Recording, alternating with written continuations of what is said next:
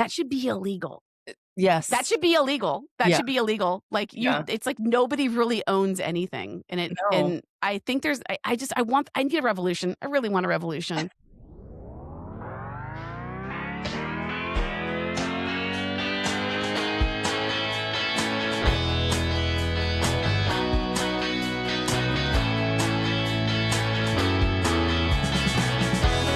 My business is your business.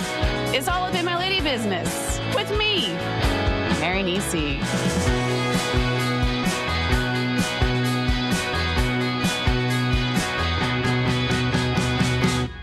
Welcome to All Up in My Lady Business. Once again, I have my partner in crime, Melissa Riddle, in the co-pilot seat today.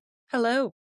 Thanks for taking time out of your afternoon to come and rap with me, cut it up and spin it around.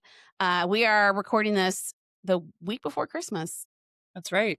here in Chicagoland, and I am not feeling very jolly this year. How is your jolly factor going? I mean, my jolly factor is always diminished. The holidays are not necessarily my favorite time of year for many reasons, just whatever. They've improved since making a person and having Mm-hmm. a target for sort of get to see somebody else be super happy Mm-hmm. is enjoyable. But still, the like obligatory spending and all of that stuff kind of weighs me down. I famously have this refrain about millennials fix it, and now I think I need to move on to like another generation of Millennials fix what? just it's like my hope was that these sort of traditional obligation things would kind of come out of our culture or whatever because of younger generations, Mm-hmm. and that was sort of the millennials fix it came out of that, like thinking like, okay, well, it's clear that mine's not going to deal with this dumb thing, but maybe millennials will. Oh, You know, now I feel like I have to even go past millennials to even younger the Gen Zers. Gen Zers potentially to kind of cleanse us of some of this stuff that's just antiquated and not that helpful. And Christmas is one of those Well, things. yeah. I mean, I think that's like I don't know if millennials can necessarily fix it, but I think that it's funny you say the millennials fix it because I actually think millennials kind of made things harder. I like to think of like social media as like millennials' revenge for Mhm. like like causing the crash in 2008 that basically made it so that I mean, commerce has not been the same since that first for now it wasn't the first, but the one that really impacted us, the recession of 2008.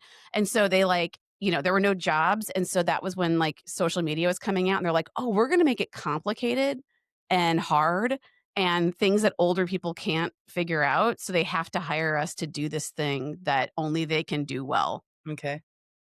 Yeah. Maybe I was thinking more just on the level of getting rid of these sort of imposed things that feel like they've Yeah, no, I think you're right about that. I'm generation. saying the opposite. I'm saying what millennials did bad for us, Yeah. but they didn't it was Yeah. just a reaction to the fact that And there were no jobs. I guess we all, even our generation, messed some things up. I don't know. I don't think about us that much anymore. But yeah, the end of year stuff and sort of all of this kind of what do they call it? Postmortem of the Mhm. year and thinking about all of the, many, many successes that we had and, the things that still feel like how do businesses survive when they have to dig out from kind of the heaviness of bureaucracy and compliance and It's very I feel like I mean, I feel like life in general is very expensive for everybody. Like, I don't think you can have a very cheap life anymore. no cheap life. Like, No. I feel like it's so hard. Like, you have to have a cell phone, and I'm like, true. God, I took my glasses off, and I feel like my face just went. Meow. Putting those back on, so you don't have to see that. What was I saying? Cheap life. Cheap life. Yeah, you don't like you have to have a cell phone, and that's like $70. Like when I was like a 20-year-old, like, like electric bills were like $30. And like in the winter, the worst it would get was like $100, and that was like bananas. Like it feels like, you can't everything's expensive. We have been going over all of our books and everything and trying to get everything ready for the next year, kind of looking at what happened and what didn't. And just the amount of money that I have to spend on dumb stuff that and it's like and I don't own anything anymore either. Like, I don't own my QuickBooks, like, my QuickBooks is all online, and, like, if the cloud goes down, my books go with it. Yeah. Like, that's crazy to me. It's like, I have all these different softwares I have to use to process everything. It's so expensive. Yeah. Lots of subscriptions and stuff. And, Matt and I were kind of talking about this the other day, just like how, like, the idea of a subscription, is relatively young, in the arc of capitalism. Mhm, And how, so it like just took hold so completely, right? mhm, That, like what you're describing of just even, how we consume entertainment. It used to just be magazines, the only thing we mhm. subscribed to was like Yeah.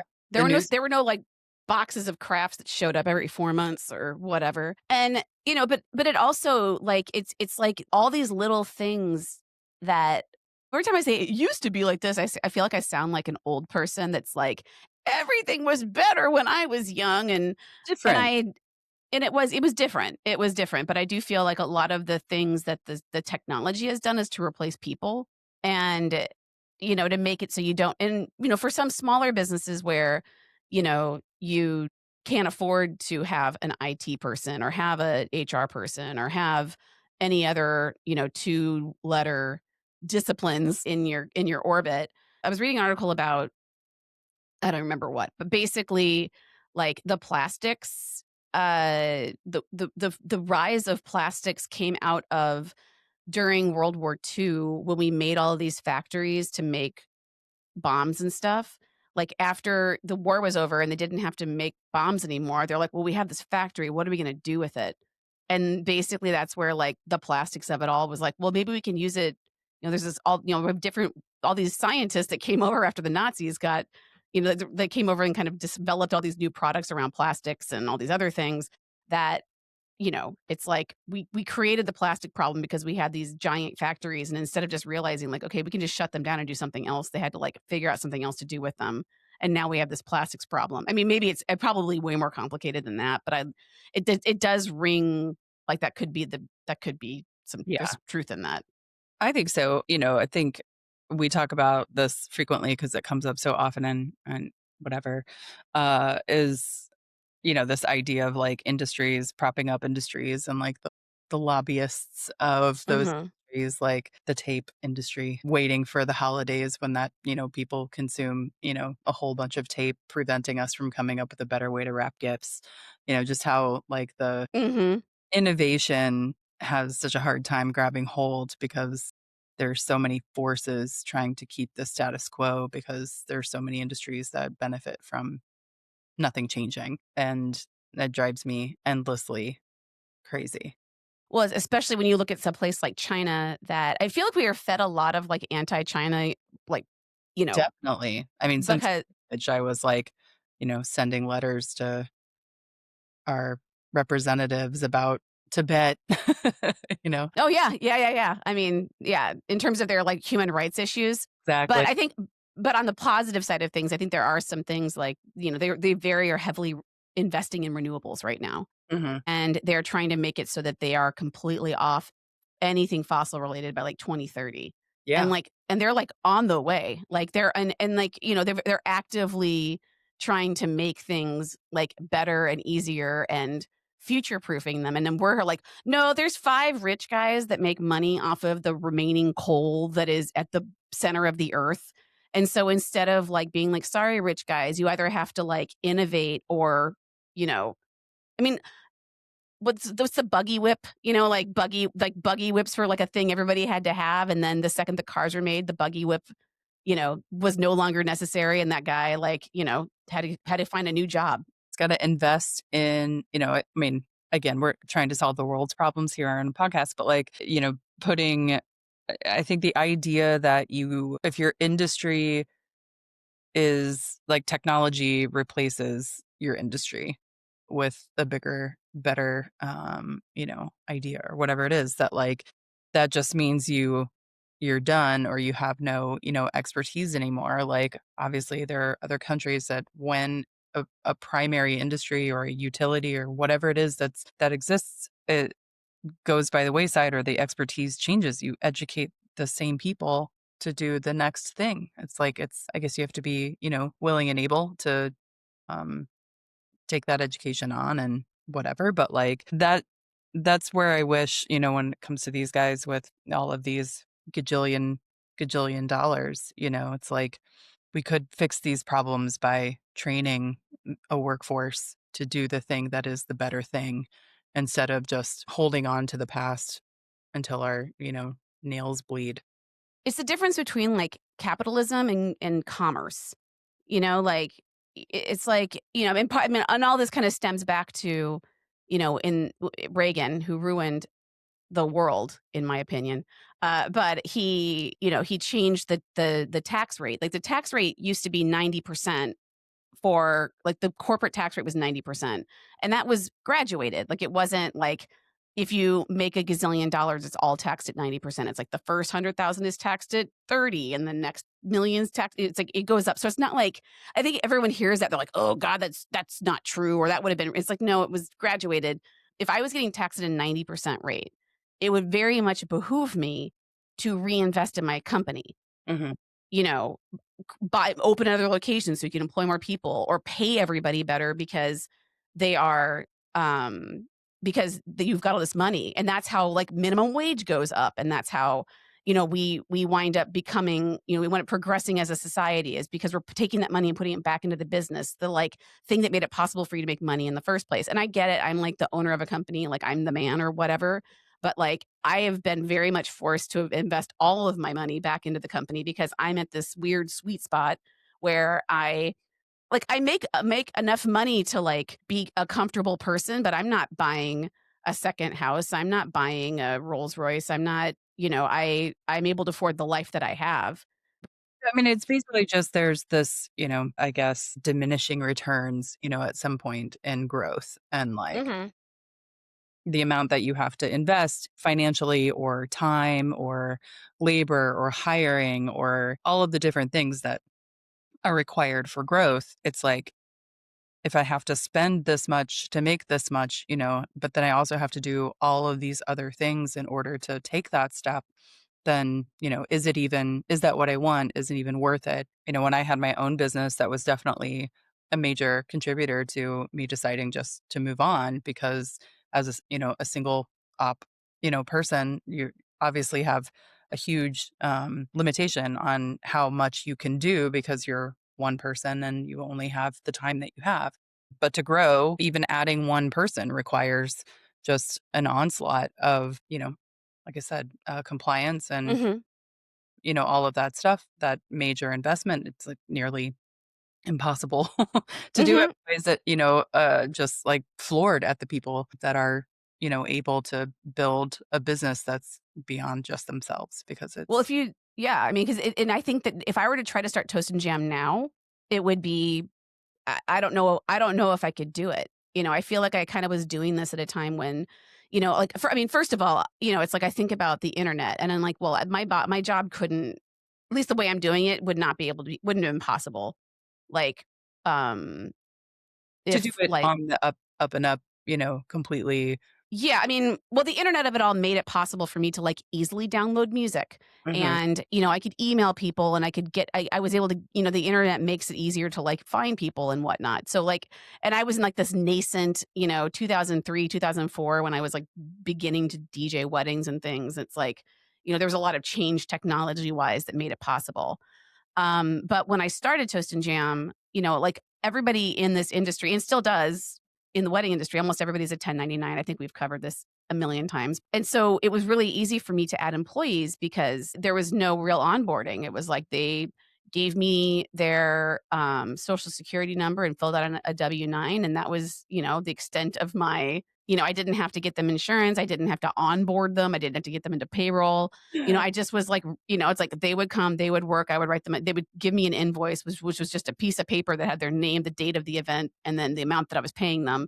And then I would pay them. And it was really easy to bring people in. We never had I mean, I had insurance and I had some marketing expenses and things like that. And it made it really easy then for me to be more generous with the DJs and you'll be able to give, even though it wasn't legal, like as I found out when I got audited, to give them bonuses. Like you can't give bonuses to subcontractors because that changes the nature of the relationship. And it made it possible for me to like rent boats and, take people out and have parties and we could go out for drinks after weddings and I would buy everybody drinks because I had the money for that. And it was great. And I loved it. And it was super fun. And it was the best. And, and I don't know. It's like I had enough money to live on and that was good. Like I didn't need much more than that. And then when everybody got made, employees in 2017, it's like all of a sudden, like because I was the canary in the coal mine on workers' comp. That was I always bring up workers' comp is the worst. Like it is the absolute worst. And it's like, and we wouldn't even really need workers' comp if we had subsidized healthcare. I think about all the things that would just go away. Like if we had subsidized healthcare, because if we had subsidized healthcare, we wouldn't have to worry about whose fault it was that that an accident happened. The accident happened, and, like, that could be covered by the legal side of things could be covered differently, like, if you were Yeah. negligent or whatever, But the that's actual a payment for different but the actual, like, injury that happened to somebody and, like, they're saying, "Well, this happened," like, whenever I have had injuries on my body, like, when I got physical rehab or whatever, I always get all these letters from the insurance company, like, "How did you get this industry injury? Was it work? Was it what," they're always trying to find a way for them to not cover it. Um, and anyway, so like getting workers' comp, it's like when I made them employees, like I had to pay the highest rate. That first year, my workers' comp policy cost me $26,000. So like all of a sudden, just 20 like from 2016 to 2017, like that is three boat parties right there. Like well, maybe it's two boat parties. Those were pretty expensive, but it was. But the thing is the boat parties like I'm sure people would be like, there's some people like, I'd rather have money than the boat party. Sure, I get it. But I also feel like the boat parties were like, we never got to see each other really all that much. This was like morale boosting and we got to be well, around each other and have fun why times and you have like, a holiday party and you don't have, just here's $60 or something yeah. like that. Like, Like there's I would, non-monetary benefit to yeah, to like me getting showing them how much together, I appreciate them. And eating I could, tacos. yeah, and I could take the boat money and I could buy myself a Hyundai or something with that money, or a down payment on a Hyundai. I don't know. Infrastructure is expensive. Well, Compliance is expensive.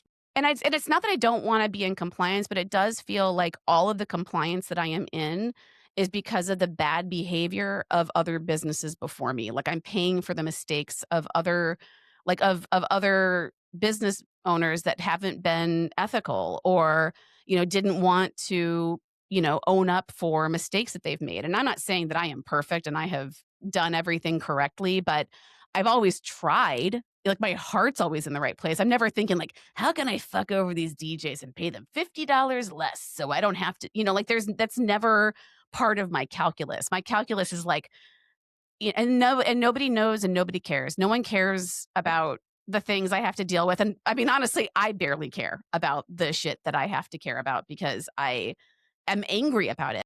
When I made them employees, I was like, "Well, now I can give them some kind of benefit." They're like, like, I can at least try to make this, like, they get something for making them employees because no one could really see the value of it, like, when I did it. Yeah. And so I was like, "Well, I'll give them a 401k. I've stolen the youth of so many of these people." Like, and at that time, I had, like, 6 or 7 DJs that, were only working for me, and so unless they had their own IRA or something, Mhm. they weren't saving, and not that I should necessarily make that my business, but I was making it my business. Like so I was like, well, I'll pay to do a 401k. Well, it's expensive to manage that Mhm. alone. And then I can't really match it because it it would be so expensive for me to match it that I would be, you know, I shouldn't be having to require like it's one of those where I'm like, why do we do like retirement this way too? It's like weird that we even put that through businesses too. Millennials fix it. Not gonna happen. But my point is that I had, it's like I try to do this nice thing by having a 401k and it's super expensive and I can't be as generous as I want to be and I feel like I get kind of dogged for that because I don't do that and it's like, well, I'm trying to do something because I can't do healthcare. I can't I it's I could do healthcare for full-time employees, with the part-time, especially, you have to be working every single pay period or be on some kind of, We paid occupy leave. a very, um, you know, like, you could argue that the entire business is a seasonal business, like, just so much that's different about how this type of business runs that, again, we're always just trying to, um, figure out where we fit. What do we have to do in order to be, on the up and up? And even that, requires investment, requires time, requires expertise, time, Mhm. all of those things to sort of make happen. And, even just like this past couple of weeks with the resources for, sexual harassment training and Mhm. bystander training, obviously something we believe in wholeheartedly is needed and should be required, but it's like held hostage by money as well. Like you either have to pay out to, A an third party. organization to manage it for you at, the cost of, I think we, figured out some like It's like over $25 per wait, over what? $100 per person because you have to do the 2 different trainings Mhm. and then pay for the time to take the training, and then, those were the 2, but then there's 2 of the trainings, the bystander and the sexual Yeah. harassment. So, So it was gonna cost me, like, over 2 grand to well over 2 grand to make everybody compliance for a problem that most likely we wouldn't like, if I anything, we mean, need sexual harassment for drunk people on dance. that's the thing, and that's like the sad thing is that, like, the our DJs are barely around each other, and I think all We have to have a boat party, you had to to have a boat party, but even those were mostly women. Back in the day, I only had, like, 1 male employee. But I do feel like, like, you have to take sexual harassment training because a lot of and I'm gonna assume this, I'm sure some of my but I'm assuming it's men who do the majority of the harassing. I'm we can gonna just we can go out on a operate. limb there. And so basically the sexual harassment and the bystander training, like that's all there because men can't behave. So instead of like saying, "Hey guys, quit making it hard to exist in the world," we're like, "Well, let's give training so that we have what plausible deniability if something bad happens, and we can say, well, they watched the sexual harassment video, so you know we don't have any complicity here in the whole thing." And we're not volunteering that information, that structure to anyone to have who wants it. We're going to force you to pay a premium on the training so that people can have the information. So it's just completely insane. And Chicago, offers the like some version of a free training, but it's bureaucratic. You have to apply at a certain amount of time. You have to get approved. Everything is just a big, uh, I want to say circle jerk, No, I would of say circle jerk. of, and then the whole thing is like, why should this information cost money? Like, why Hmm. is this not something that we just provide to anybody who wants to know Capitalism. how to sexually harass someone Yeah. or know how to intervene in a situation that is both safe for the person who's being harassed and for the person who's intervening? Why does that have to come at a premium? I mean, I know capitalism is the answer, but it's just so frustrating that this isn't just available and that everybody agrees and everybody takes the same one. So we all know that this is the gold standard for how, what the expectations are instead of having the, llama something or another version of the training and the gusto version of the training and the me. City of Chicago and the state of Illinois and then the federal version of it. Like, it's just and it's because it's the capitalism. It's not the commerce. It's not like the federal government or the government in general that is being like, "Hey guys, we're gonna provide all this to you and make it easy so that like we like none of us have a Yeah. reason why we don't know this." And And your people are sexually harassed. yeah. And, it's like I think about like I keep getting these notifications from the Illinois Department tax, like my tax Illinois. I keep getting these like this past like 3 weeks, I've gotten an email almost every day. And it's like, log in and look at this and see that you've done this thing. And then I log in and it's I don't thoroughly understand it, but it seems like I've done it, but I keep getting the notifications anyway. And today I finally like I was going through the letter and so during COVID, they were allowing people to go on unemployment, like, Mhm. when lockdown first happened. and all my DJs were employees, and so I had to put them all on unemployment, which whatever, like, Yeah. I Again, had it. I was grateful that I was able to give them something that was able to make their lives at least somewhat easier, especially considering our job was were completely eliminated. But the cool thing is that prior to, COVID, my unemployment rate was at the lowest possible because I'd never used it. Like, no one had ever used my 'cause I'd had unemployment from 2017 until 2020, never used it. No one had ever used the mhm, unemployment. Everybody goes on unemployment, and my rate went from being 0.04% or something to 4%. And so and it's exactly like how insurance works where, if you don't have any claims for a certain amount of time, your rate goes down. And so my rate was going down and my rate was going down, but it shouldn't have risen in the first place. They shouldn't have made my rating go up because of something that I had no control over. Uh, and so today I get this letter and it's like, it was like letting me know that it looks like it's going down again. But then there's all these things like if you want to protest this, and I'm like, wait, is this a good thing that's happening or a bad? Like, I can't even tell if what's happening is good or bad. I don't know if it's something I should be protesting. pro And it's so labyrinthine and there's no one to explain it to. And then if I do finally go, okay, I want someone to, if I do call the Department of Labor, first of all, getting to a human is next to impossible. And then mhm. when you finally get to someone, they are so condescending and so just like they can't deal with this phone call. Like it's like, well, don't you know your experience number? Well, why don't you know this? I mean, you used it. You used it, so why don't you think you should have to use it? And or you should have to, and it's like I feel like someone's yelling at me, and I'm stupid because I don't understand the labyrinthine. I didn't get into this business to understand unemployment insurance. Sure. I mean, I get that no one does. I guess it's just really, again, it's one of these things where everything props up everything else, even if it doesn't need, to be as labyrinthine as it is. It's like even just, navigating this whole property tax thing that so many people are embroiled in, recently is just like there's just so many ancillary industries that, rely on people not knowing, Mhm.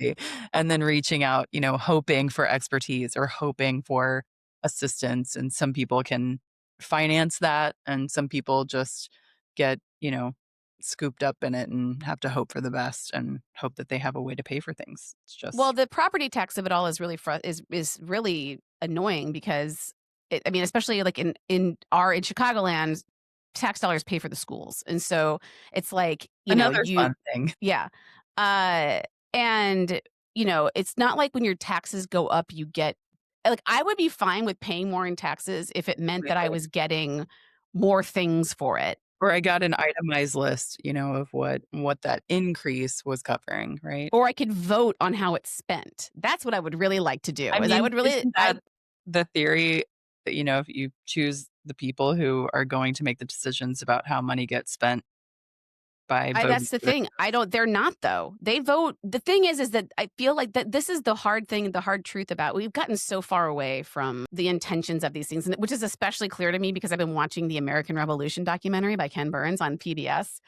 And really, it's like nothing has changed. Nothing has changed. It is bananas how everything we're on 100-year cycle. Everything just keeps repeating itself every 100 years. Like as soon as the person who was like the last person who was alive at the beginning of the 100-year cycle Right. dies, Yep. we just start it all over again. Yep. Hit the reset. Um, but I do think that you don't own anything really. The property taxes are there. Like I bought this like little like DJ, like this little like it's like a little it's right over there, I could find it, but it's like a little tiny DJ rig. Like, it's like the size of it's actually smaller than my keyboard, and it's just a two-channel little guy and I got it because I was like, "Oh, this would be fun for, like, ceremonies," or it'd Mhm. be good for, like, when I'm like, I can plug it into my computer and then I don't have to get my whole rig out to, like, set Yeah. cue points or, Yeah. like, get songs ready to be played out in the world. And you have to have a subscription to a different Serato. So, like, it's like with Serato, which is the DJ software that we use or I use, it's like the software is free, but you have to buy a piece of machinery to make it work, Mhm. okay? But the software is free. With this, you buy the piece of machinery and you also have a subscription, it only works with Serato Lite. It doesn't work with Serato regular. So there's another software I have to pay for to make this thing work. That should be illegal. That Yes. should be illegal. That Yeah. should be illegal. Like Yeah. it's like nobody really owns anything. No. And I think I need a revolution. I really want a revolution.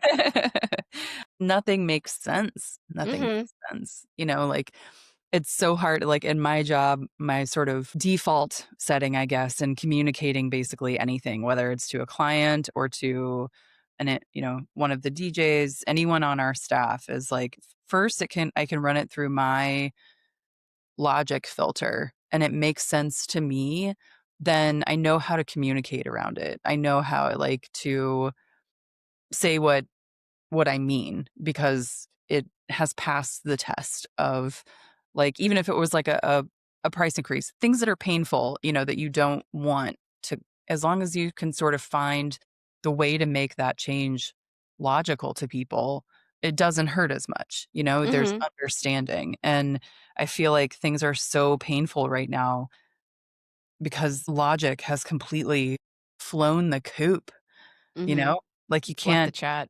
hear anything and feel like, "Oh, yeah, completely. I get it."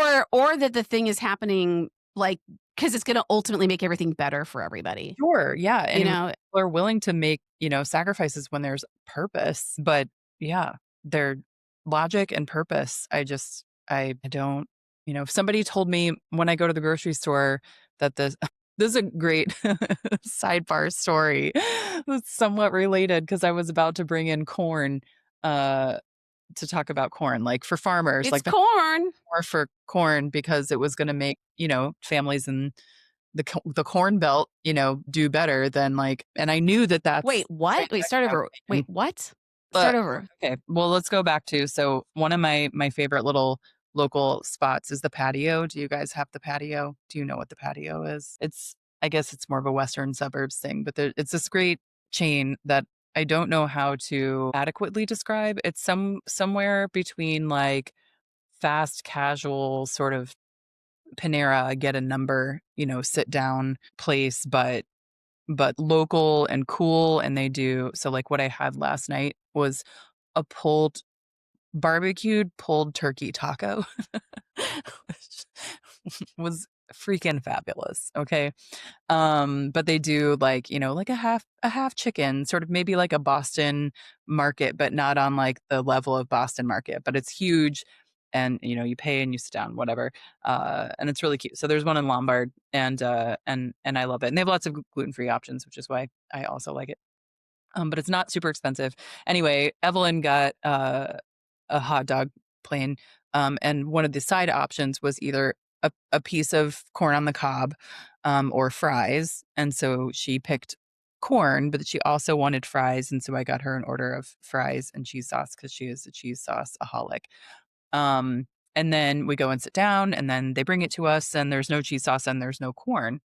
And so I was gonna walk back up, and I hadn't gotten a receipt because I generally don't get a receipt because it just is a waste of resources, right? I'm paying what I'm paying. Why do I need a document Mhm. of it? I'm not balancing a checkbook. And so, then I caught the lady who brought the food to the table and I said, "We're missing corn and cheese sauce." And she was like, "Okay, let me, check on this." And then she came back to the table and she's like, "Do you have your receipt?" And I was like, "No, I didn't have one printed."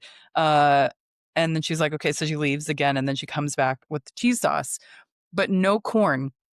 And then they weren't gonna give us corn, like, the corn wasn't happening. And so I was, Because you couldn't prove that you bought because I it? couldn't prove that I bought the corn, but also I was like, they're throwing out gallons of corn at the end of the night, uneaten corn on the cob, because everyone's getting fries, no one's getting corn, the corn is not, like, the thing, and it was just so, like, I don't know, I guess a representation of just how tight, everything is on every level, Mhm. every business. It's like, and you're trying to make decisions like, I'm not going to make you print out a receipt so that your overhead for paper is reduced, but then I have to be able to prove that I didn't get the thing you said I bought that I told you I wanted to buy at the point of transaction.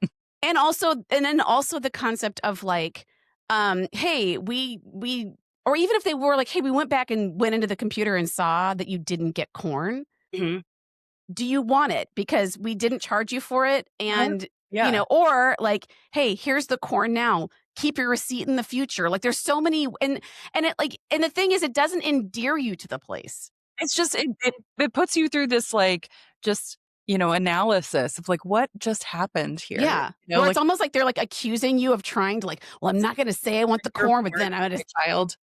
And then, it's a niblet, Yeah. whatever It's they a call those half. things, It's a it's half. Yeah, at most, you're not getting a full cob. at Not getting most a full cob. half a corn here. And also my kid picked a vegetable, Yeah. like, we're gonna poo-poo on that even though it's just Yeah. here, but It's whatever. got the juice. It's got the juice. It sure does. It's a national treasure. But anyway, back to the main point, which is that I would be happy to pay, when I could for these, extra things. And then I guess just like we talk about death by a thousand cuts in the office in the context of like all of these kind of subscription things that build up and that all of them cumulatively rob us of true growth and profit often. That we just like even having to have like a moral conversation with myself about whether or not to round up to contribute to St. Jude's or whatever, just like everywhere I go, or the analysis of whether or not I'm a bad person because I don't tip for a service that doesn't require anything for anybody to do anything additional for me. That it drives me bananas. Drives me But it's bananas. I hate it. just an onslaught. It's so everywhere. And then you just kind of wonder, I don't know, like this is, happening within the business. It's happening every time you leave the house. Like, and I don't know, I guess it contributes to me not wanting to ever leave the house or go anywhere. Yeah. Last night I went to, there's a really fun organization here in Evanston called the Pink Poster Club, which is like, Pink Culture Club. it's very, and they, we threw that. So a couple weeks ago, I DJ'd Melissa knows this, but I'm going to tell this for the Gen Pop that I DJ'd I got back from Thanksgiving, and was just feeling sad and gross about the world. And, a friend of mine was like, "What if we did a fundraiser really quickly at the, next month for something?" And we in 2.5 weeks, we pulled together. I was gonna DJ at the American Legion, which is like it's like attached to a golf course here in Evanston, and sold 80 tickets, and I was able to donate almost $3,000 to a homeless shelter that, Oh, it was really fun. Anyway, the Pink Poster Club co-hosted it with me, and they are an organization that they try to amplify, like, things are going with ICE, and, they helping, like, it started off with, like, a post, like, making posters for a protest, and it's just kind of turned into this bigger thing. Last night they had a meetup at a brewery here in Evanston, and when I got paid, when I was closing out my tab, and the server was like, "Oh, there's already 20% on here." And it gave you the opportunity to give more money, and I was like, first of all, that's great that they automatically add the tip in, so I don't have to think about it, and I'm glad that they told me, but it was also like, do I look bad if I don't give her more? Like, I had this, like, like, is she expecting me to give more even though I've already done 20%? And I didn't, and then I've been thinking about it. yeah. Like, should I Yes. have given more? Was I supposed to give more on a, like, $11 tab? Like, it wasn't even like. It definitely stays with you. I don't know what the cumulative, mental effect of all of this sort of, you know, I guess there's just sort of this lack of consensus, in the world right now about what's reasonable, who needs things, versus what's just out there, like as an option. It's like you you weren't usually confronted with the option to tip somebody in a drive-through, let's say, Mhm, in the mhm. and then no one has really come up to say like that this is here are the criteria. There's no etiquette or general consensus around things anymore. I never worked in restaurants, so, the idea of being paid, a very low hourly wage because you were dependent on a tip is something that I only know anecdotally from being in the world and not ever having to kind of depend on that or understand how that structure works. You knew that you tipped when you went to a restaurant, and you tipped your server. You knew that. Like everybody knows that. And you're a bad person if you don't. Because it's, I guess, kind of optional, but it's just very much baked into the world that, Yeah, I mean, it's we you're operate. relying upon everybody being a part of like, we all agreed that Yes. we give, 20%, like it Yeah. used to be 10% was for okay Yes. service, Yep. 20% was if they did a really good job, and anything more than that was Yeah. and for the most part, when you are waiting tables, most people understand that. So, and some people are going to give you more and some people are going to give you less. So, like when I waited tables, I knew I would make it like back when I was waiting tables at Wishbone, I would make like for lunch, I would make $90. Like it was like, and sometimes I would make like Seinfeld. 120 if I had some, wait, what? The Jerry Seinfeld, like the even Steven, of it all. Like you get a loss here, you Yeah. get a gain here, and just no matter what, like it always kind of, we had that with like our grocery bill. It didn't really matter like what we did. It was always $160, Yeah. give or take, five more, five less. And we would just be baffled because nothing went into it to make it that, week after Yeah. week after week, but it always was. That was a Yeah. long time ago. And so anyway, when I would wait tables, I would get, I would make my rough amount and I always made that much amount. And that was fine because that worked. I mean, everybody understood it. But I feel like with like tipping on a situation where the person is like, and I think everybody knows that servers were making, I was making like 217 at the time Sure. that I was waiting tables. And I think now minimum wage is like for non for servers is like $5 an hour or something.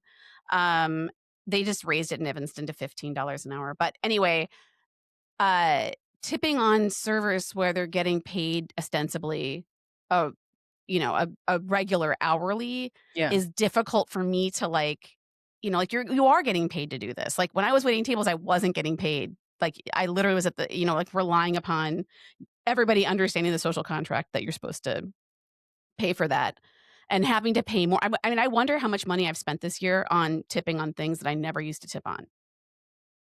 It's hard to even, like, process, and that's, I think, where, like, you don't even know because there is such a lack of consensus around it. You don't even, yeah, I wouldn't even know how to even go about figuring that out because from one minute to the next, like, I feel like, "Okay, yes, I'm gonna do this now. No, I'm not gonna do this."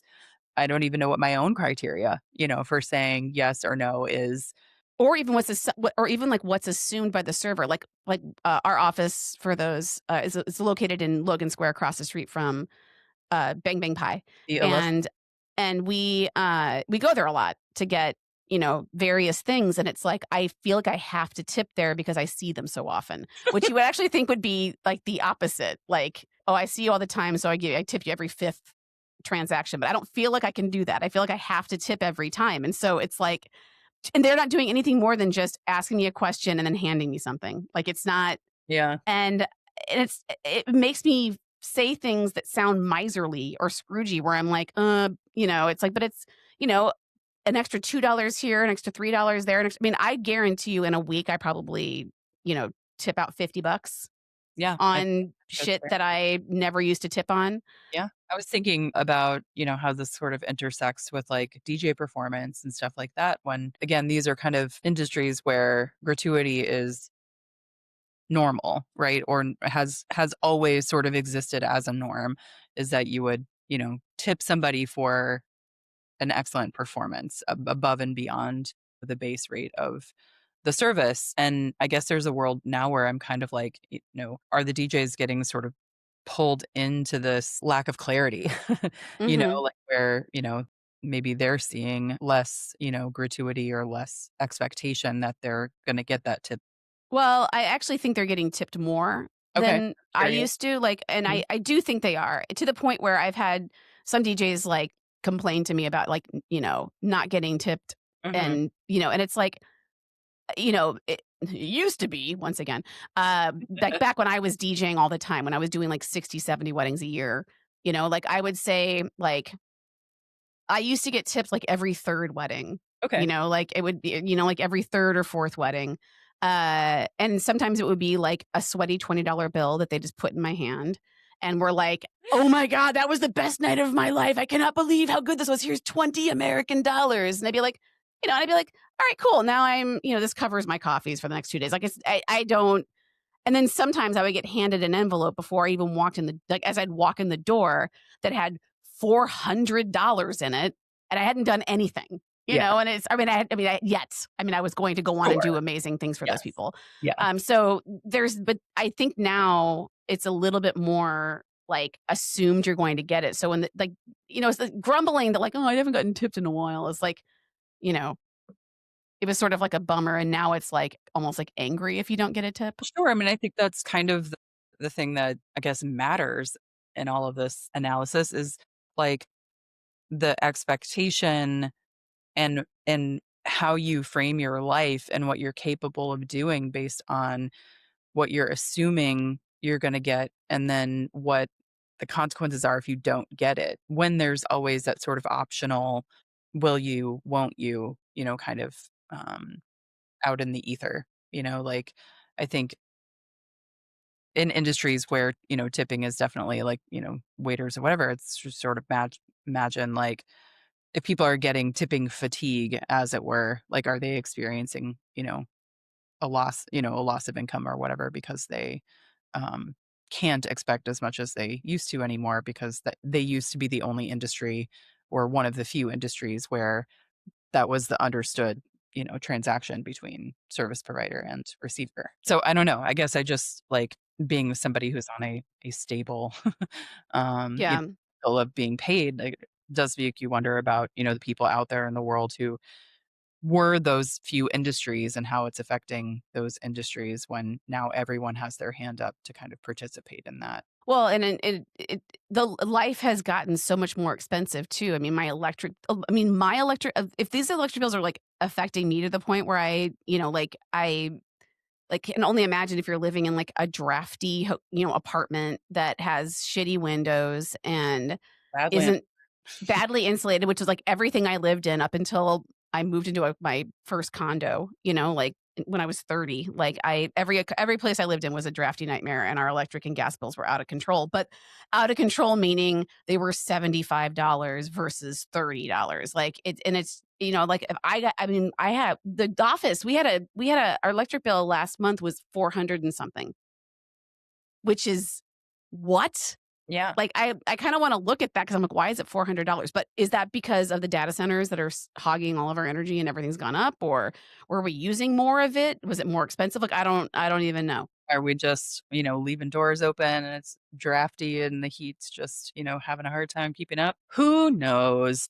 I do still have weatherproof the office on my list. I haven't done Sure. it. I wasn't saying that to make I you know you weatherproof the office I know faster, you but are. it's more thinking about, like, the people that are trying to just live in, like, a s like a s like a s like a cheaper life, like a more frugal life, and it's like, it's not even really an option anymore. But I don't think that wages have really kept up with that either. It's because we've been artificially suppressing minimum wage because the rich people don't reinvest in their businesses. They're not buying, lights, and they're not. I mean, not everyone buys lights to beef their business up, but I feel like I'm always kind of reinvesting my money into the business and trying to make things better for everybody. But then Yeah. I whatever. as, the one often sort of taking your amazing intention and ideas and figuring out ways to help them be birthed into our Hmm. little You're world. my idea doula. Is that what you Yeah. are? I am your idea doula. I Yeah. I don't know. I'm always trying Oh, to into last I night, doula. just kinda end on a high note. So, yeah, I'm always making up crazy mashups. It's like the first Portmanteaus are your favorite thing in the world. they're my favorite thing in the world, but they're also just like my brain's default setting is to like hear syllables and then think how we could incorporate these syllables into a more efficient and also humorous Hmm. situation. And last night we were out and about, and somebody, well, Evelyn pointed this out, and I will read it to you, but I'm also going to show it to you. It's a Oh, charcuterie. It's a charcuterie. that's pretty cute. And, I immediately was like, "Somebody's out there doing the good work." Yeah, well, I will tell you, so Taylor Swift has the docuseries that is coming out around this time. They released 2 episodes last week, and then they're kind of parsing them out. But anyway, last Saturday I had my friends from my group chat, the showgirls. We got together to watch the episodes, and we made Taylor Swift themed food. And my friend Shaska made an egg dish that we called Fresh Out the Scramble, Mm, which is like fresh out the slammer. And then there's Eversmores. Michelle made Eversmores, and she also made Death by a Thousand Biscuits. okay. And I made a fruit salad that I called Master Rind. Uh, so does that fall underneath your funny portmanteau of it Yeah, all? punny sort of things, yes. The I love Death by a Thousand Biscuits kinda ruined me. Like, I died it was, like, the best thing I've ever heard in my life. Ruined, destroyed. I feel like this episode's been just us kind of it's collectively bitching about yeah, capitalism. I mean, but also, sort of poking at, like, how do we, ask the hard questions and do, I don't know like, what to do with think it. It's like things. it's hard because it's like that whole parable of, like, the fisherman who gets told he should, start a business, and he starts a business, and he works for 30 years and never fishes, and then he sells the business and then spends his retirement fishing. It's like, he got into this because he loved fishing, didn't fish for 30 years because he's running the business. It's like me. I feel like I am the fisherman. Like, I was started off DJing. I started this company where I didn't get to really have fun in it, and then now I'm back DJing again with the HFDs. Yeah, we love It's like those all I H wanna do. All I wanna do. I think there's a world we can get to where you are just HFD, um, ATT all the time. Oh, I like that. I like that. I'm really glad that you are a part of the business with me, and you make everything go so much better, and, I really appreciate you.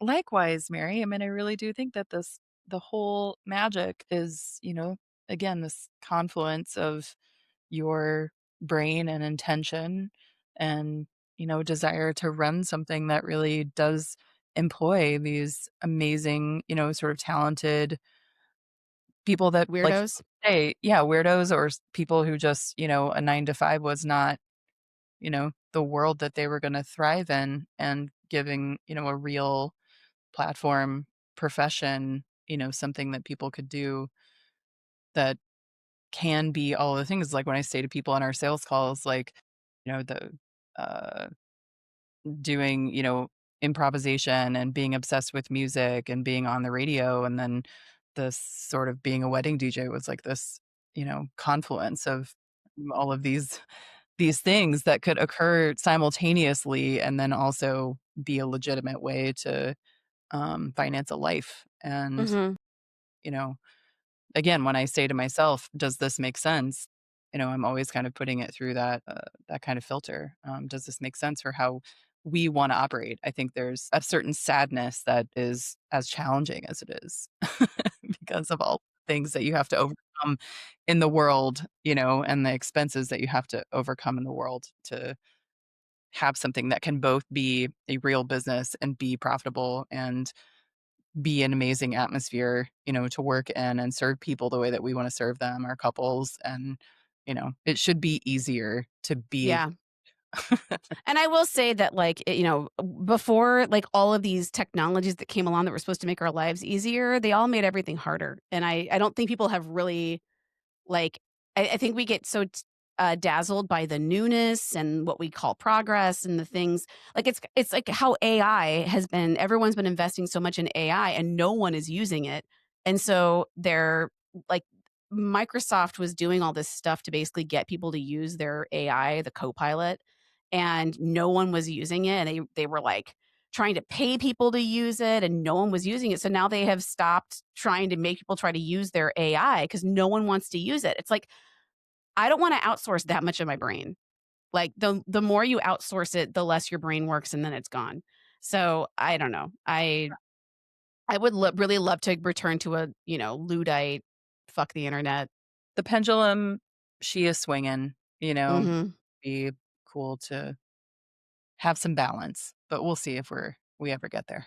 Well, this is the last show that we're recording in 2025. Bullshit.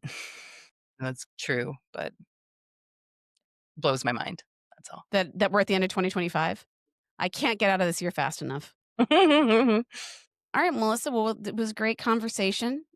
Us kind of tying up our postmortem on the year. answer is that capitalism sucks is basically. But to everybody else, thanks so much for tuning in. And a special thanks to Melissa Riddle Always happy to be here. for being my number 2 and my number Sweet. 1. It's a Fibonacci sequence. All right, guys. Peace out. Ooh, Peace. ooh. Ow, ow. Thanks for listening to All Up in My Lady Business with me, Mary Nisi. We'd love for you to like, review, subscribe, follow us at All Up in My Lady Business on the gram. And if you're a female identifying person and you want to dance, you can follow. I mean, everybody can follow it. But if you want to be a part of the magic at Hot Flash Dance Party, sign up for the mailing list to find out where our next party is going to be. And if you are looking for a DJ in the Chicagoland area or anywhere else, money's the same color everywhere. Fly us out. ToastandJamDJs.com has the best. And listen to my radio show. I have a radio show on Chirp Radio at chirpradio.org. That's Mondays, every Monday from 12 until 3 p.m. CST. Today's episode is produced by Shiraz Dada. Theme song composed and performed by, you guessed it, Shiraz Dada. All right, guys. Peace out.